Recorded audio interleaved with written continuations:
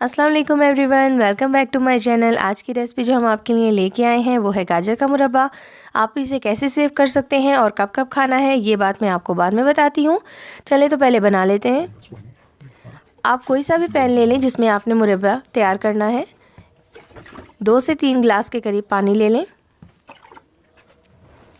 मैंने आधा किलो गाजरें ली हैं और छोटी छोटी सी गाजरें ली हैं। उन्हें 2 से 3 इंच के बराबर में कट कर लिया है। उन्हें अब हम बॉईल करने के लिए पानी में डालेंगे। गाजरों को हम पहले बॉईल करेंगे ताकि ये नरम हो जाए। उसके बाद हम इसका मुरब्बा तैयार करेंगे।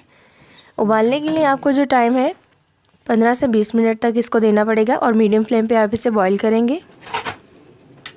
20 मिनट बाद तकरीबन हमारी गाजरें उबल चुकी हैं।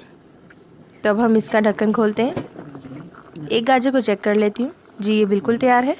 अब हम इन्हें एक प्लेट में अलहदा निकाल लेते हैं। गाजरों का बचा हुआ पानी हम फेंकेंगे नहीं, इसी में हम शीरा तैयार करेंगे। लीजिए मैंने अपनी गाजरें एक प्लेट में अलहदा कर ली हैं। आप इस गाजर के मुरब्बे को 6 से 7 माह तक सेफ रख सकते हैं। इसी में हम डालेंगे आधा किलो चीनी। अब हम इसी पानी में आधा किलो के करीब चीनी डाल देंगे। आपकी जितनी गाजरें हों आप उतनी चीनी डाल सकते हैं या उससे हाफ भी डाल सकते हैं। अब हम इस शीरे को पका लेंगे। 1 चम्मच इलायची पाउडर, आधा चम्मच के करीब हमने इसमें ग्रीन इलायची का पाउडर डाला है।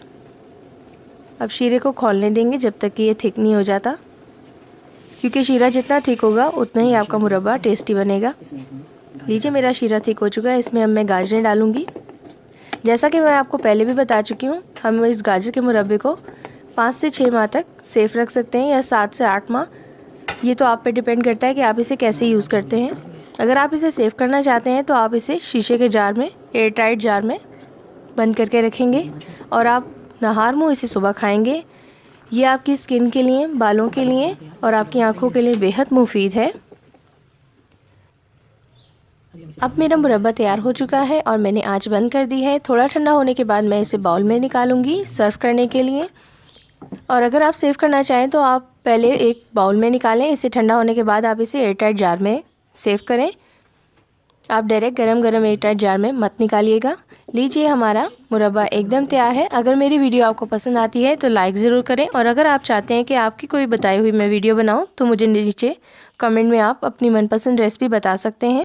अब हमारा मुरब्बा बन चुका है, मैंने सर्व कर दिया है। दिखने में ये बहुत ही टेस्टी लग रहा है। आप भी ज़रूर ट्राई करें और मुझे फीडबैक ज़रूर दें। Thanks for watching. अल्लाह हाफ़िज़।